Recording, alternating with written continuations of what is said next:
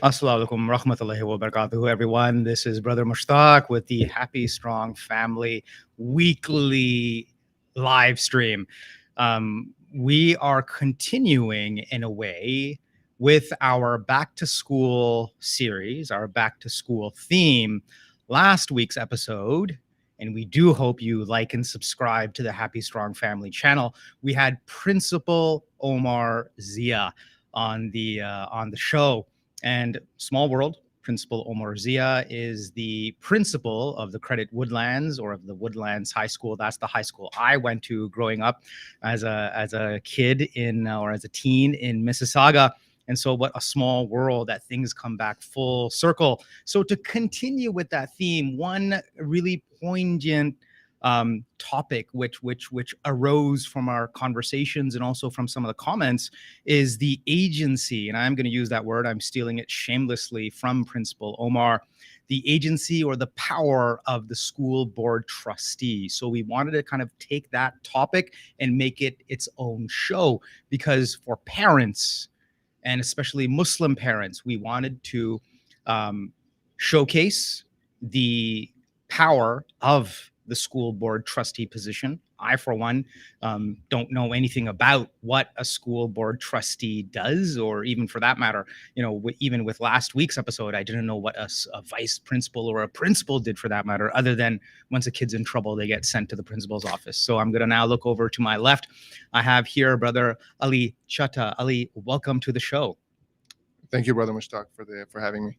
Oh, you're welcome. You're welcome. So Ali is a community organizer, and he is, in fact, running for the school board trustee role. So with that in mind, I'm now going to hand over the reins of the show to you, Ali. Let's do a deep dive, because, again, I will profess, first and foremost, myself, sheer ignorance. I was even an MC of a program, a coalition of masajids. We broadcast weekly from Masjid Darul Iman here in Markham. And last night, there was a coalition of masajids, I'm using the plural term, of about 20 masjids from right across the GTA. And we were raising funds for the Pakistan flood with a lot of the NGOs, Islamic Relief, ICNA Relief, Relieve Humanity, IDRF, and the like. And what really struck me was that, at the community level, there is just so much done. But unless and until you know about what's going on in the world, you really just don't know. Yes. Right? So I'm now going to connect the two here and say, I don't know. So please help me understand. What exactly is the role, the power, as Principal Omar said, the agency of a school board trustee?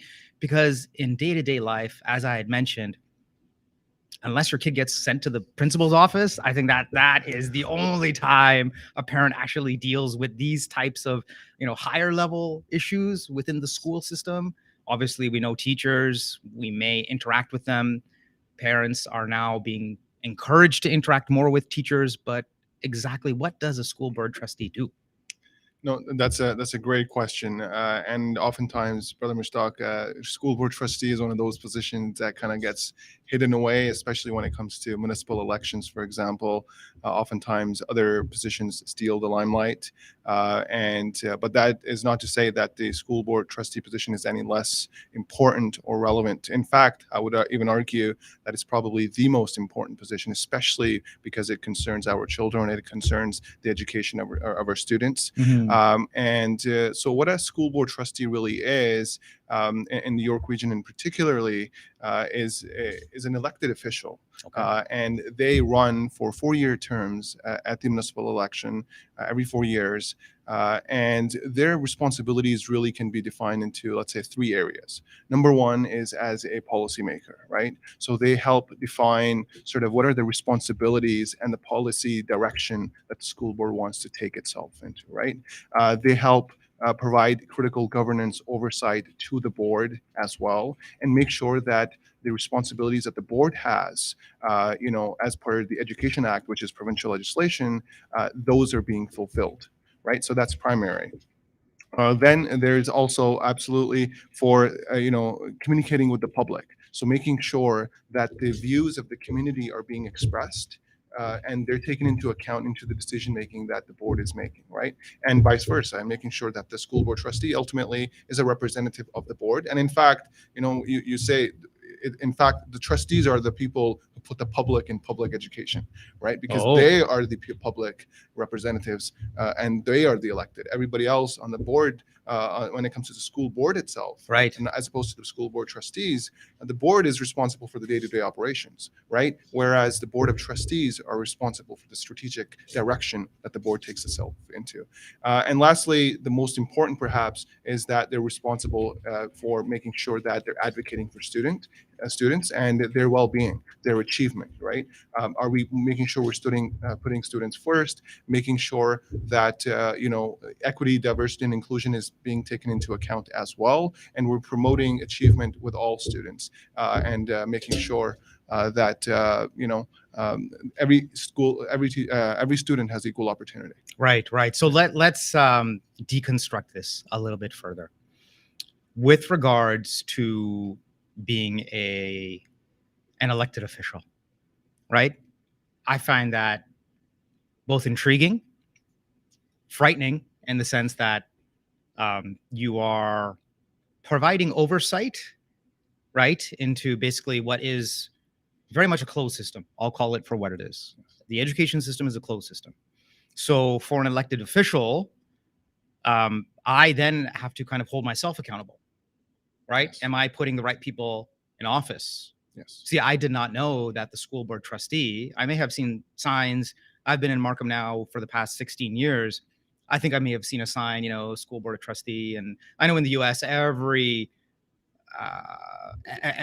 role, be it down to the municipal level, down to the deputy level, it's elected. It's strange. When I was visiting my wife's side of the family in Houston or in Sugar Land, Texas, there was an actual deputy, a holstered deputy with a gun in the mosque, and he was saying, "Vote for me." And I'm like, wow, only in the US, right? Right. Only in perhaps Houston, even, for that matter.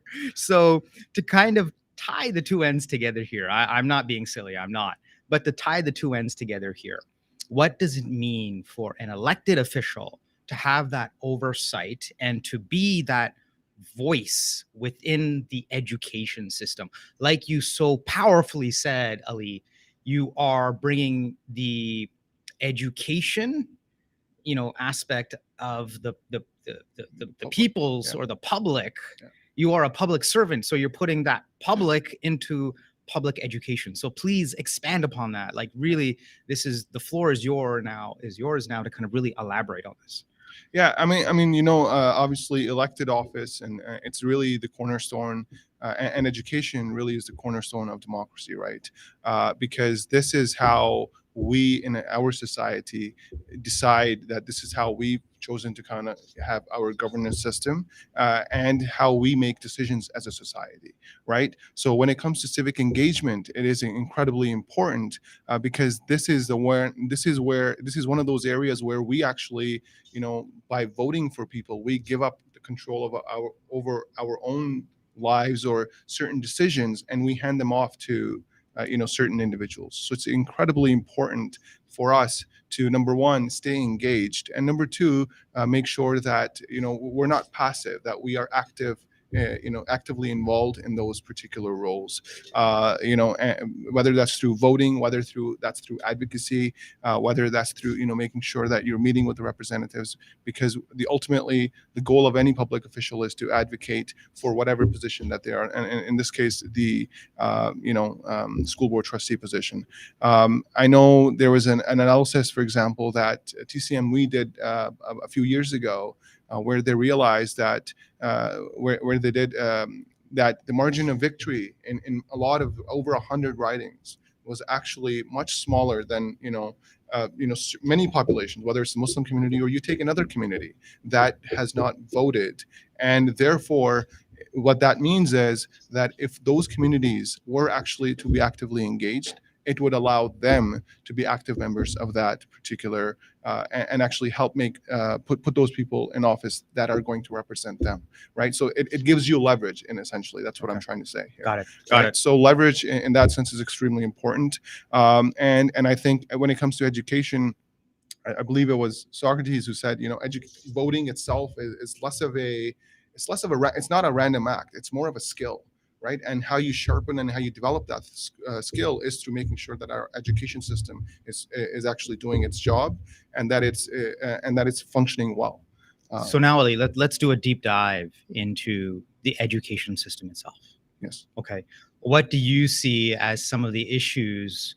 Give us like a top three. Yes. The issues at hand that I, as a parent within York Region, have to understand right here and now. So I'm sure you already touched upon, I think, was it mental health, or maybe the last time we spoke off air, you were mentioning mental health. Correct. That's a huge issue right now, mental well-being. And I will tell you first and foremost, even in our Shura meeting for Masjid Darliman, we were actually discussing how it's still a stigma within the community. Absolutely. But, as there is so much education, so much advocacy going around, even as something as simple as, Bell, the big phone company, the big, call it whatever you will, the big conglomerate, they are sincere with their, let's talk day. Yes. About deconstructing, destigmatizing mental health and mental well-being and mental awareness. So what do you see as some of the top three issues at hand that are affecting our children? Absolutely. I've had the privilege of really over the past couple of months, really be out in the community, meet with parents, meet with students, teachers as well, and really hear it firsthand. What are the issues that are important to them, and what are they concerned about, and what are the ideas that they have in terms of how we can improve the education system? And you rightly mentioned mental health keeps coming up again and again. And no matter who you speak to, whether you speak to students, you speak to parents, or you speak to teachers, mental health is a concern. And I was looking at some statistics, just looking at that, we do have mental health supports, but it's not enough. Right? We're really, we need to make a lot more progress, actually, because at the moment, 33% of schools in York Region, for example, they do have access to a psychologist or a counselor. However, it's only for 4 hours per week, right? Wait. 4 hours per week. 4 hours per week. You heard that right. One person. One person, 4 hours per week. And imagine, Brother Mushtaq, there's hundreds of students, right? 500, 600, 700 students. Easily. Right? And what's happening is that, number one, most students, because of the stigma, don't actually ask for help. And yet, out of the ones that are asking for help, 50% of those are not actually getting the help. And I know students personally who actually waited a whole year, their whole entire school year, and they never got to see a professional. Right. And that is one of the things that I would like to change. And I would like to make sure that, number one, we put resources in every single school, and we have a psychologist or a counselor in every single school.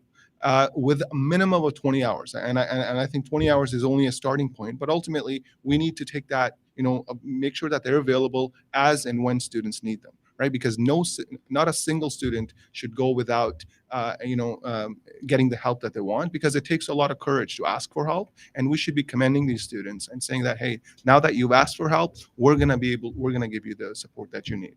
Right? So mental health is certainly one of the top issues that we have. A second one, which really somewhat connects with mental health, is actually special education. Okay. Right? So this is an area that has been consistently overlooked for many, many years, right? That children who have special needs and parents who have children with special needs, they don't have any support in the school system. Oh. Right? They practically, right now, the best that the ministry or the school boards can do is provide an independent education plan, right, which really is just a few lines about, hey, this is how we will support the student. This is what we will try to do. This is how we will try to provide the accommodations. And these are the challenges of the student. But really, there's no training for teachers. There's no extra support for teachers who are doing, by the way, their best to support children. But the lack of resources is not helping them. Okay. Right. So special education is another area. Another one that we're kind of advocating, and I'm personally very passionate about, is making sure that we're preparing students for the jobs of the future, right? So, and how do we do that? Number one, living in the community, living in Markham for the past 15 years, and having interacted with youth on a daily basis in numerous forums, I realized that our children, even the ones who are, school smart, right? So they're getting good marks, they're getting good grades, everything, but they're lacking certain skills. Right. So, and those are sort of more of the human skills, if you will, whether that's leadership, whether that's team building, whether that's communication, conflict resolution, negotiation, you name it. Those skills are lacking amongst children. And that's because there's not enough training being provided to students. That is because, because that comes, and there's not enough textbook learning as well. Right. So that's another one.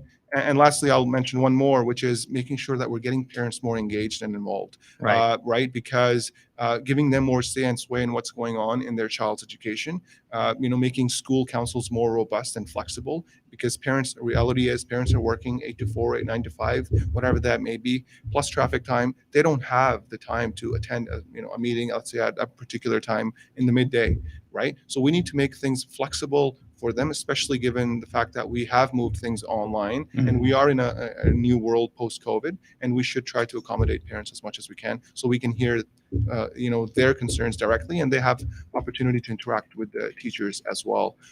So that's another area that I'm personally advocating for, and hopefully we'll see changes in. Ali, let's break this down one by one. But before we do that, I've just been flagged by producer Kashif here. We do have a question from the audience, so producer Kashif, please. Yes, Jazakallah khair. So we have a comment first. Let me share that on the screen. It says, Wa alaikum assalam, excited for this episode. I need to learn more about what a school board trustee does. So alhamdulillah, thank you for joining. And then we have some questions here also. Where did it go? Here we go.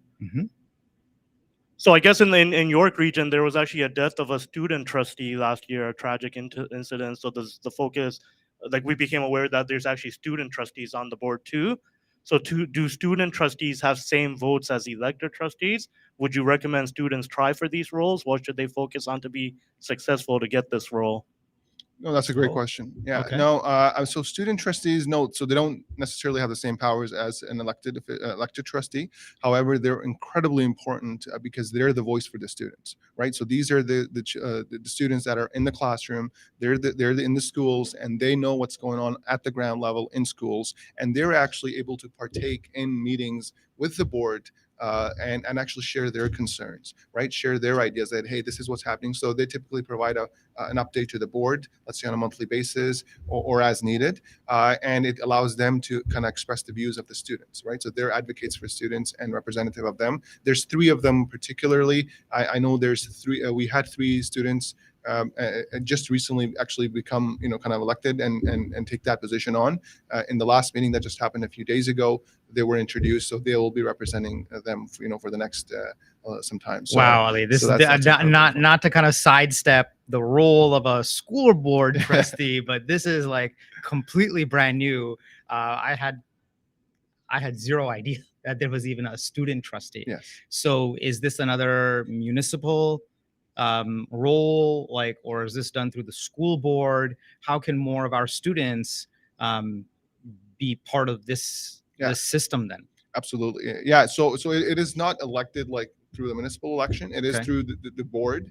But I would encourage students who are interested in taking on this role is to engage, their teachers or the principal of the school and ask them about it. Or if they're, how can I get engaged? I would like to, because ultimately, we would love to see engagement from students because they often have the best ideas. 100%, right? 100%. And they know the reality of the ground because they're much closer than oftentimes others do. So absolutely, if you're interested, if you're a student and you want to get engaged in that, please reach out to a teacher, reach out to your principal, vice principal, whoever that may be, or another resource at the school. Ask the question. That how do I get involved? You can also check out the WireDSP website, and that'll also provide you with further information. All right. Now let's do a deep dive.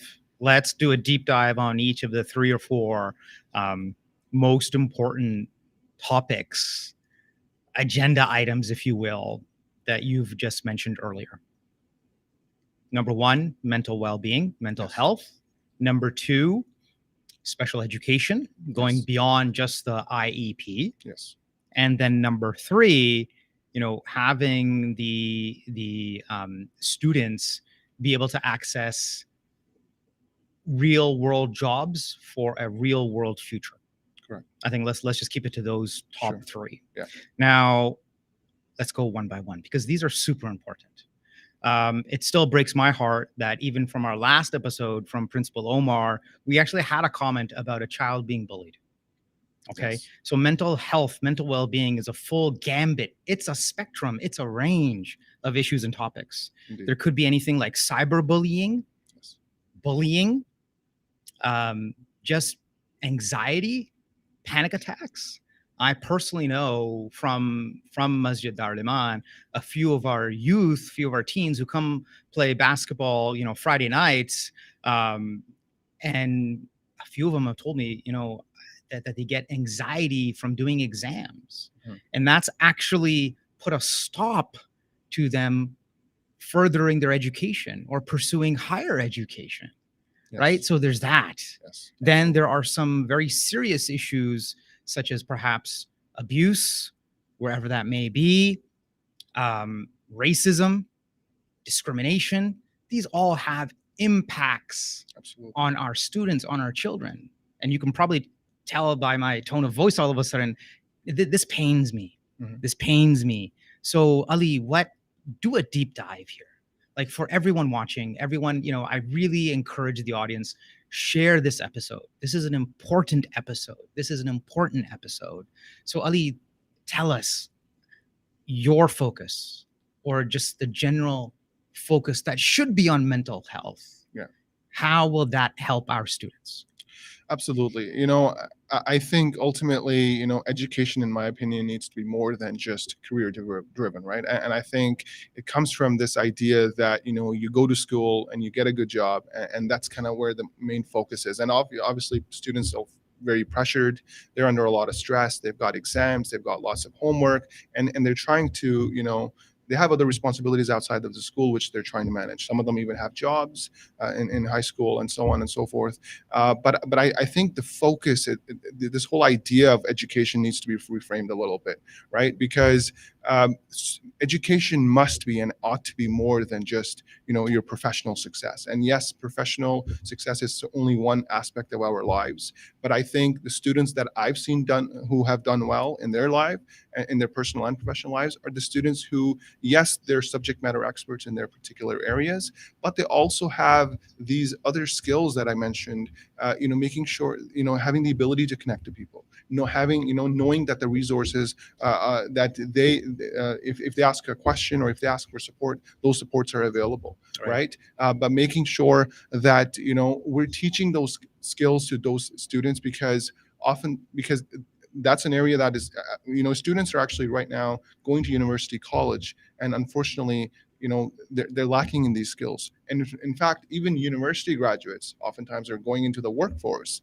and employers are having to retrain them because, again, they may know the subject matter very well, but they don't know how to take that knowledge that they've learned in the classroom and translate it into the real world and employ it in the real world. So when it comes to mental health, I've heard a lot. I've heard a lot lately the term adulting. Yes. That now I'm adulting. That is a term in itself, and it's just, I guess, a coping mechanism for a lot of young adults, or I guess as they transition from their teenage years to be a young adult, just how to deal with anxiety in general, how to deal with when that panic sets in, that, oh my gosh, I've learned this from a textbook, but I am not prepared. I can't cope with the real world out there. I wasn't taught these soft skills. Yes. So when we look at mental well-being, how can the education system do better?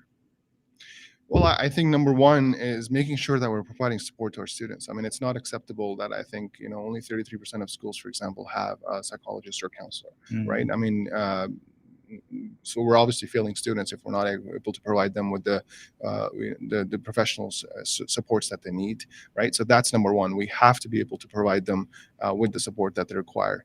Number two is, also making it open and inclusive in schools, right?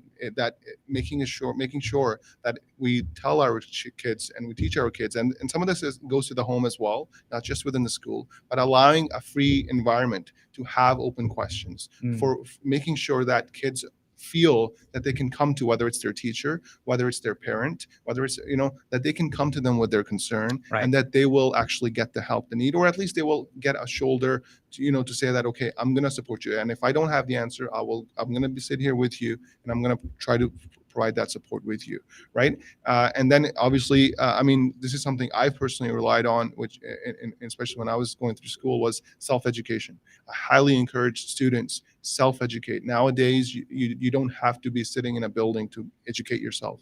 You could go online, you could read a book, right? There are a lot of tons of resources out there. And of course, if you're struggling already, there are also, counselor services available outside of school, whether it's Nasiha, Kids Helpline, or others. And Right. you can go to those and absolutely take advantage of those if you need them. But the long-term solution, one of the long-term solutions, in my opinion, is certainly self-education as well, on taking the onus on yourself, because ultimately it is your health. And mental health is certainly, a huge part of that. 100%. 100%. Now, before we deep dive and deconstruct priorities 2 and 3, we have, I think, Producer Kash, if you had just put onto the screen 3 questions from the audience. So go ahead, please. Yes, alhamdulillah, we have a few questions here. So let me just get to them one by one. So first one says, I know I'm jumping ahead here, but where, and how do I vote for Ali? Okay, well, thank you for that question. So October 14th to the 24th is the election period. You do have, if you're over 18 and you're a Canadian citizen, you can vote at the same time when the municipal election is happening. You can do so online, or if you'd like to vote in person, you could do it in person at the closest community center to you, or anywhere in Markham where they have a voting place, on the October 20th, 21st, 22nd, and the 24th. Okay. Yeah. All right. So we got the civic engagement question. I'm glad we got that question. Obviously, voting is very important. It's the right and responsibility of every citizen. So, what would be question number 2, Kashif? Question number 2. So I haven't read it yet. I'll be honest. I'll read it live with you guys. Brother Ali mentioned advocacy as a role of a school trustee. Please give an example of such an issue where the trustees took on such a role, how they engaged the community, and how it played out. Thanks. Okay. That's a great question. I can give a very recent example. In fact, just in the most recent board meeting happened a few days ago, there was a concern. There was a motion put forth to adopt the IHRA definition, which is of anti-Semitism, and there were, of course, let me say right off the bat, absolutely any kind of discrimination, racism, bigotry is unacceptable towards any community whatsoever. We must and ought to be promoting, healthy and safe environments, and making sure that our students, as well as our community, feels respected and they're protected. So this definition, of course, there were concerns on both sides. The individuals who were advocating for this particular issue, and then there were also a lot of community concerns that came in, and the trustees actually got a lot of feedback for who opposed this motion at this time, and this because they wanted to have a further study, they wanted more consultations, and they wanted to kind of look at this issue more deeply before a decision was made. Credit to them. They did, take those concerns into account, and credit, in fact, to the community first and foremost for raising that issue, because ultimately, if it wasn't for their advocacy, their voices would not have reached the relevant people for that decision to be made. So that motion was recently deferred, actually, until next time, until right now at a later time. But that is just an example of, an issue which actually was brought forth, and where advocacy plays a role from the community as well as from trustees as well. Okay, yeah. An actual example, and absolutely, a very recent example. And I must say, and of course, the trustee, as an elected official, you're responsible for advocating for every single individual in the community, regardless of their background, race, ethnicity. It does not matter. We live in a diverse, we're lucky to be living in a diverse society, and we're happy to be able to engage and have those conversations. And sometimes those interests may clash, but that is one of the roles. Like, how do we overcome that together? Absolutely. Very well said. Very well said. Question number 3, Kashif. Question number 3. This is the last one we have for now. Mm-hmm. Can school board trustees work with schools to implement better anti-oppressive and anti-bullying policies, as well as better attitudes towards religious and other accommodations? Yes, absolutely. I mean, goes very, right into the role of trustees. In fact, I mean, they are responsible for the strategic direction of the school board, and certainly bullying. I know YRDSB has, policies in place for bullying, and bigotry, hatred, all sort of the isms, if you will.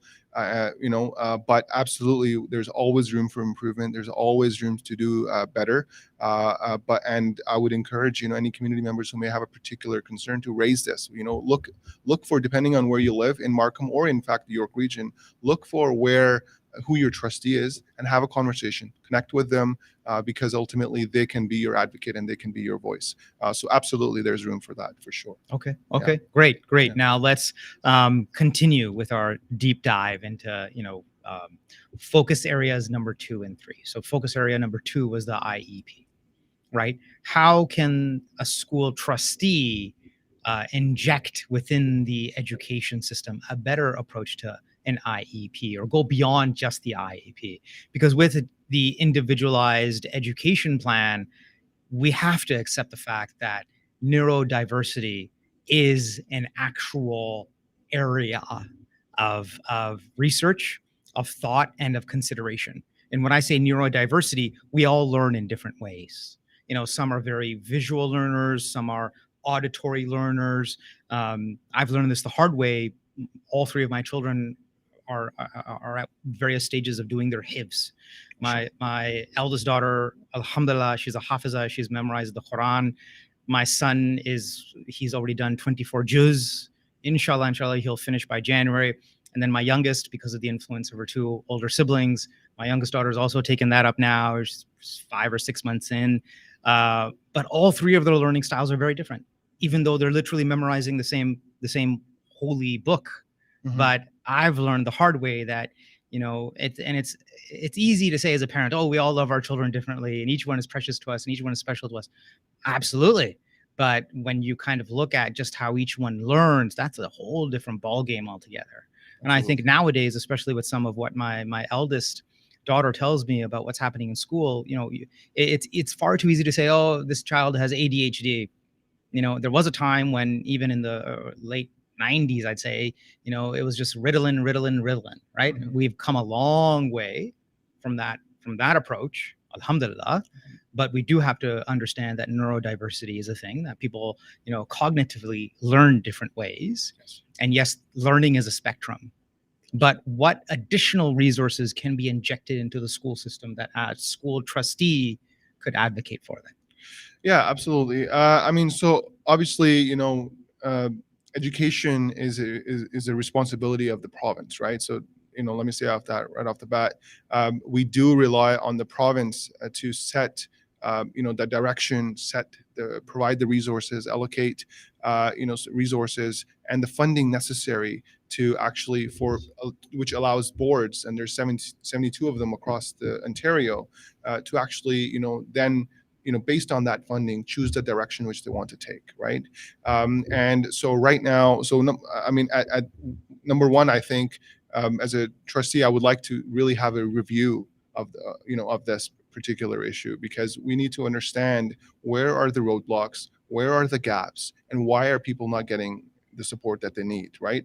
And why does an issue that it's not a new issue, right? It's been lingering for a very long time, yet yes. It goes unresolved. And I know oftentimes it goes back to funding, and then it goes back to the province. But we have to look at what is within our control, within the jurisdiction, within the prerogative of the Board of Trustees. What can we do? And we need to advocate better, and we need to get the community behind us. We need to have town halls with them, understand their concerns, and advocate. Go back to advocate. We have to advocate to the province. We have to maybe, do so in partnership with other school boards, whatever it takes. But this issue needs to be addressed. This issue needs to be taken up on, and it cannot just kind of subside in the background and remain, because there are a lot of children, there's a lot of parents who are suffering quietly as a result of this, and they deserve their respect. They deserve that support that they need. Well said. Well said. No one should suffer in silence. And I've said this in various episodes at various points in time. So now let's do the final deep dive into number 3. And this one is really important. Really important. I think there was a study that came out maybe about 3 weeks ago out of the US, and Canada's not all that far too behind from trends that happen in the US. We're probably typically, 2 to 4 years out from that. But that being said, if we take a pan-American approach or a North American approach, or us just being, the southern, or I should say the other way around, the northerly neighbors to the US, it's a little bit shocking to hear the research that 1 in 4 children, and I'm going to now do my thing where I stare into the camera and I speak to the parents, 1 in 4 children actually believe that being a YouTuber is a viable career profession. I'm going to pause here and I'm going to say it again. 1 in 4 children believe being a YouTuber is a viable profession. People, wake up. A YouTuber is not a profession. And I'll say again, yes, you can clearly see the gray in my beard, but I am not that old where I still remember to this day my own parents telling me, "Beta, son, you have to become either a doctor, lawyer, and engineer." And I think for a lot of communities, whether you're Greek, South Asian, Asian Pacific Islander, I think that was the default for many a Canadian immigrant family. That was just the default. So if children nowadays are thinking, "Oh my gosh, Ali, my son or my daughter wants to become a YouTuber," oh, come on now. I think we can do better than that. Is it that the education system is failing us? Or is it just that, maybe we need to kind of pare back on social media? Or is it that the teachers or the education system guidance counselors can do far better in saying, "Hey, this is the real world. There are still real world opportunities out there. It's not an old-fashioned job to become bop, bop, bop." So what's your hot take on this? So I mean, I think the truth is sometimes often in the middle somewhere, right? So I think everybody can certainly play a role, and I personally, encourage any sort of entrepreneurial spirit that children may have if they think, but we need to understand the risks that come with that, right? We need to understand that some of these, some of the things that you may want to do, they may not necessarily be viable, right? And so you have to kind of do a hard look into what is it that you want to do, what is it that you want to be, what is it that you want to be known of, how do you want to contribute to society, what is the value that you want to add, with your time that you are here for, as part of making sure that we're preparing students for the jobs of the future. I really go back to the fact we need to understand that nature of work has changed, especially post-COVID now, right? But even this was happening before, but now it just has sped up even more, right? Nature of education is changing, right? The way things are taught, the way things are utilized, the way things, right? What we're studying, right? I mean, with the AI, automation, all of this stuff, it's changing a lot of things. So we need to make sure that we are, implementing, for example, more entrepreneurial studies into schools. That's number one. I think we need to do that. We need to make sure that we're providing kids with that support. And I think it needs to go beyond the grade 10, careers in civics, frankly speaking, which is a half a semester each, which I think is not enough. And it wasn't enough when I was in high school, and it's still not enough.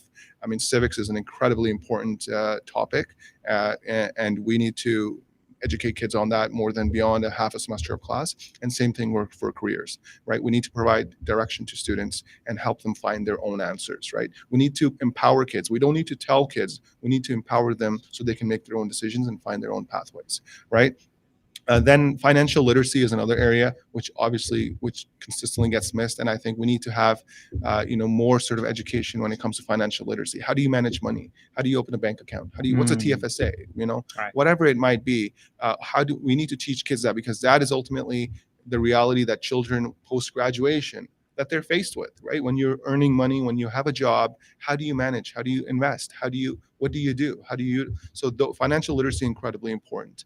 And then lastly, making sure that integrating principles of personal development into our education, right?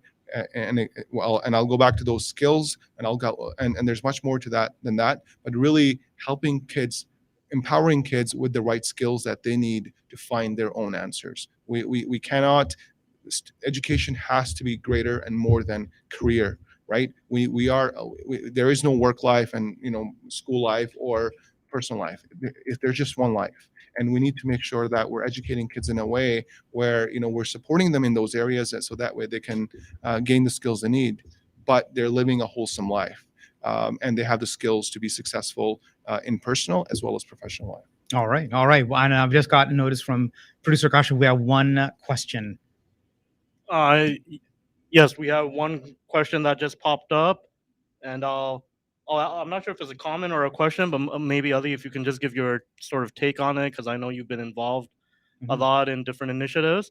But it says, I am hesitant to get my child involved in politics as I fear these roles, if elected, can impact their ego and personality. How does one remain grounded in these type of roles? Oh, that's a great question. That's a great question. Yeah, I think, one can look at it both ways. In my experience, since I was in high school, I've always had a passion and an interest in politics, because I think politics is one of the greatest ways to bring about positive change, frankly. Yes, I know it's messy. Yes, I know why a lot of people want to stay away from it. And I know a lot of people are disappointed, and because they hear certain things again and again, and many things don't happen, right? But politics is a very complex beast, if you will, right? I personally encourage students, especially younger ones, to get into this, because it's going to help you polish certain skills, number one, right? And politics, it's not necessarily a career path per se, right? But it's asking yourself, what can I contribute to society through this domain, right? And I think it's a great way for kids to actually nurture their own personality, to meet with people, network with others as well, and develop a number of skills. So I personally think politics is great, for those skills. How do you remain grounded? I think it really goes to, your own personality. You got to remember that, I always ask myself, what am I doing here, and what value am I adding, right? And if you can kind of always ask yourself that question, like, it may provide you some direction, into, okay, how should I do this, and why should I do this, right? But we know that politics is one of those things that, whether we are involved or not, it's a game that's on, right? So if I stand on the sidelines, the game doesn't stop, right? If I remain passive, the game doesn't stop. And not only does the game not stop, those decisions that those people make, I am impacted by. Not only I, my family, my children, my society, my community is impacted by, right? So I think when we stand on the sidelines, we give more power to those who are looking for those opportunities, because there are certain people in politics, unfortunately, who are counting on people to remain passive, right? To say that, we've got this, and because it allows them to kind of pursue their own agenda without much pushback, right? So I think we need to get kids who are sharp, who are passionate about community, to get involved, voice their concerns, because advocacy is at the heart of politics, and unless you advocate, it's difficult to see change, right? So I encourage kids to get engaged as much as possible and learn about the process. All right, Ali, that was very well said. Very well said, and clearly I can tell, and I can sense the passion you have for getting people involved, for being that advocate. That's clear and present. So thank you so very much for being our guest here at the Happy Strong Family live stream show that we broadcast every Sunday from Masjid Darul Iman in Markham.